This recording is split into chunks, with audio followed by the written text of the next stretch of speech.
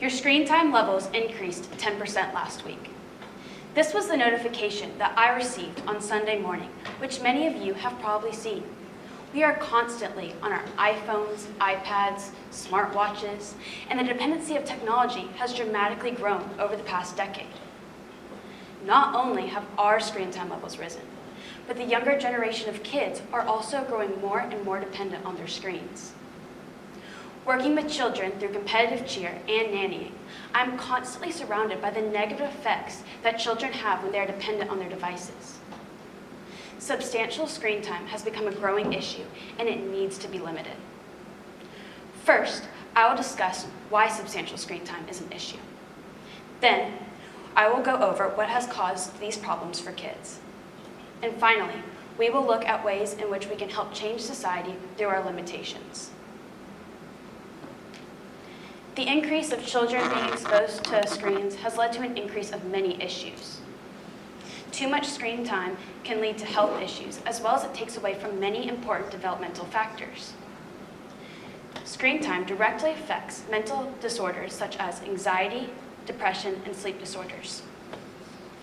In 2023, UPI Health Day claims that children ages 9 and 10 who spend more time on smartphones, tablets, video games, and TV exhibited higher levels of anxiety and depression by the time they were ages 11 and 12.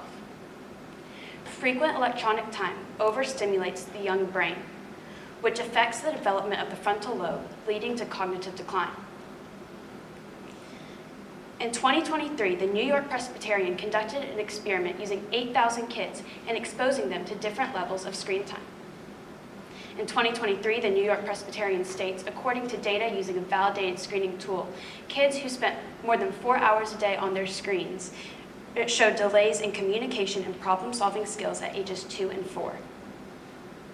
Communication skills are developed through our interactions. Interacting with others allows kids to use their imagination, use their communication skills, and grow. None of these things can be learned through an app. In February of 2022, BMC Public Health states that it has been further suggested that time spent in screen-based activities displaces free and active play in childhood and interferes with social interactions and affects sleep duration and quality. As you can see, screen time is a dangerous health and developmental hazard for children, and it is growing more and more concerning for the children who are growing more and more dependent on these devices. Screen time for children has risen over the past couple of years, and this rise can be traced back to two main reasons: the worldwide pandemic in 2020 known as COVID-19 and new advances in technology. The pandemic first introduced kids to excessive amounts of screen time every day. With everyone trapped indoors, parents often got tired of occupying their kids and would give them a device as a source of entertainment. Data from a 2023 WebMD study shows that children spent an average of 52% of time on their electronics. Another study in 2022, Maryville, stated that a study published in the Italian Journal of Pediatrics found that 66.3% of children used their smartphone for more than 4 hours a day during the COVID-19 pandemic, compared with the 16.3% who did pre-pandemic. In addition to COVID-19, new advancements in technology have given the new generations more accessibility to the screen time. New types of smartphones and tablets have been created to gear more towards children with easy access use.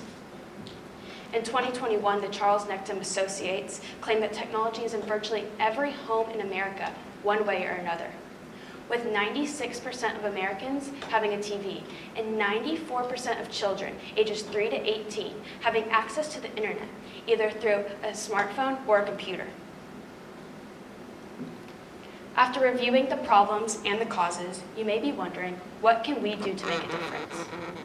We are no longer kids, and many of us don't have kids of our own. However, we can help children through our interactions.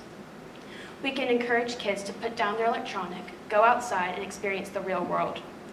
We can also teach kids that screen time is a privilege.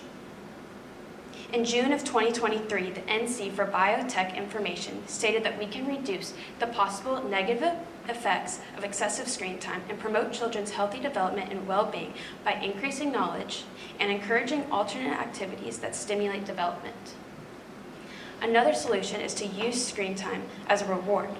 This helps children not take their device for granted. An article in 2020 by Very Well Family states that you can offer screen time rewards in 15-minute chunks.